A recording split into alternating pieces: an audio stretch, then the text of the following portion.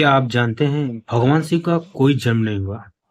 उनकी तीसरी आंख, नीलकंठ बनने का रहस्य और कैलाश पर्वत के अनसुलझे रहस्य आपको हैरान कर देंगे। आइए जानते हैं महादेव के 10 सबसे अद्भुत रहस्य। नंबर 1, भगवान शिव का जन्म कैसे हुआ। शास्त्रों के अनुसार भगवान शिव का न तो जन्म हुआ और न ही उनका अंत है।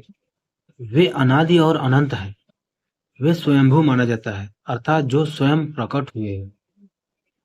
भगवान शिव को सनातन धर्म में सृष्टि के संहारक नहीं बल्कि परिवर्तन और पुनर्निर्माण के देवता माना जाता है। वे जितने सरल और भोले हैं उतने ही गहरे रहस्यों से भी जुड़े हुए हैं।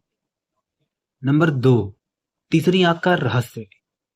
भगवान शिव की तीसरी आंख केवल क्रोध का प्रतीक नहीं बल्कि ज्ञान, विवेक और सत्य को देखने की शक्ति का प्रतीक मानी जाती है। तब यह खुलती है जब यह खुलती है तो अज्ञान और अधर्म का नाश हो जाता है। नंबर 3, गले में सर्प क्यों। शिव के गले में विराजमान नाग भय पर विजय और जीवन मृत्यु पर नियंत्रण का प्रतीक है। यह संदेश देता है कि जो अपने भय पर विजय पा लेता है वही सच्चा योगी बनता है। नंबर 4, नीलकंठ बनने का रहस्य। समुद्र मंथन के दौरान निकले विष हलाहल को भगवान शिव ने संसार की रक्षा के लिए अपने कंठ में धारण कर लिया। इसी कारण इन्हें नीलकंठ कहा जाता है। नंबर 5, शिवलिंग का वास्तविक अर्थ। शिवलिंग किसी व्यक्ति का नहीं बल्कि अनंत ब्रह्मांड और सृष्टि की अनंत ऊर्जा का प्रतीक है। यह सृजन और चेतना का प्रतिनिधित्व करता है। कैलाश। नंबर 6, कैलाश पर्वत का रहस्य। माउंट कैलाश, जो भगवान शिव का निवास स्थान माना जाता है, आज भी यह पर्वत अपने वैज्ञानिक और आध्यात्मिक रहस्यों के कारण दुनिया भर के लोगों के आकर्षण का केंद्र बना हुआ है। नंबर 7, डमरू और त्रिशूल का महत्व। डमरू सृष्टि के प्रथम नाद ओम का प्रतीक माना जाता है।